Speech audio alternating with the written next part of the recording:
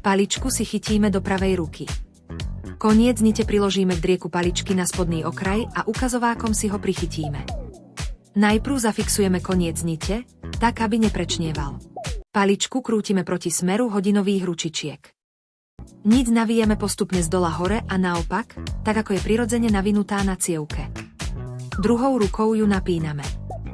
Hore pod hlavičkou necháme minimálne 1 cm voľný na poistný uzol.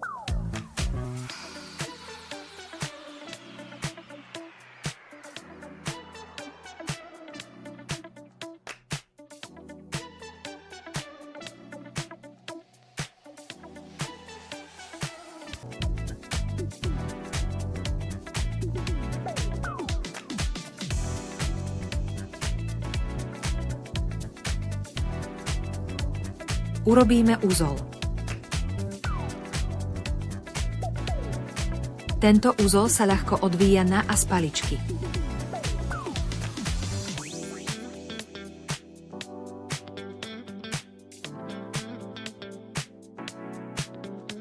Odstrihneme si dostatočne dlhú niť na druhú paličku. Niť navinieme rovnako na druhú paličku.